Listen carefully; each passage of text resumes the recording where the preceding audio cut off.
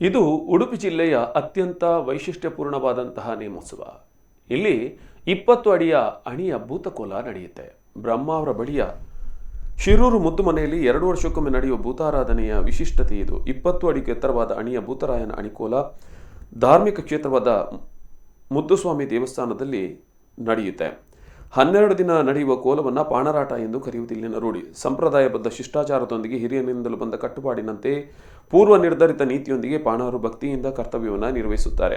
ಭೂತರಾಯನ ಅಣಿಕೋಲಕ್ಕೆ 20 ಅಡಿ ಎತ್ತರದ ಬಿದಿರಿನ ಅಣಿಯನ್ನು ತಯಾರಿಸಿ ಅದನ್ನು ಹೊತ್ತು ಕುಣಿಯುವುದೇ ಅತಿ ಸವಾಲಿನ ಕೆಲಸ. ಪಾಣಾರು ಜನಾಂಗದವರು ಕೋಲ ಕಟ್ಟುವವರ ಸಾಹಸ ನಿಜವಾಗೂ ಮೈನವಿರೇಳಿಸುತ್ತೆ. ಆವೇಶಭರಿತ ಅಣಿ ಹೊತ್ತವರು ಮುದ್ದುಸ್ವಾಮಿ ದೇವಸ್ಥಾನದಿಂದ ಹೊರಟು ಅಣಿಯೊಂದಿಗೆ ಇಲ್ಲಿನ ಸೀತಾ ನದಿ ತೀರದ ನಿರ್ದಿಷ್ಟ ಸ್ಥಳದಲ್ಲಿಟ್ಟು ಪೂಜೆ ಸಲ್ಲಿಸುತ್ತಾರೆ.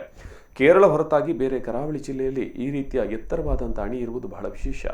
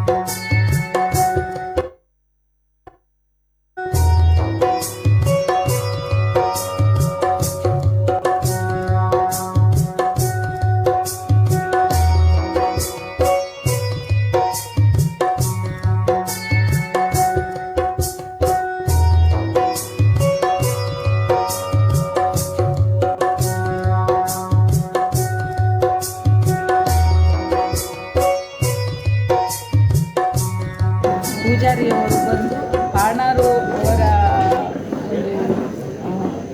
ಕಲಾ ನೈಪುಣ್ಯತೆಯನ್ನು ಇಲ್ಲಿ ತೋರಿಸ್ತಾರೆ. ಯಾಕೆ ಹೇಳಿದರೆ ಇಷ್ಟು ಎತ್ತರದ ಅಣಿಯನ್ನು ಅವರು ಹೊತ್ತು ಇಲ್ಲಿ 3 ಸುತ್ತು ತಿರುಗಿ ಬರ್ತಾರೆ. ನಂತರ ಅದನ್ನು ಸೀತಾ ನದಿ ದಡದಿಂದ ಮೊದಲು ಪ್ರತ್ಯೇಕವಾದ ಸ್ಥಳ ಇದೆ, ಅಲ್ಲಿ ತೆಗೆದುಕೊಂಡು ಹೋಗಿ ಇರಿಸಿ ಬರುವ ತನಕ ಅವರ ಒಂದು ಕೌಶಲ್ಯತೆಗೆ ಖಂಡಿತ ತಲೆಬಾಗಬೇಕು. ಅಂದರೆ ಭಕ್ತಿ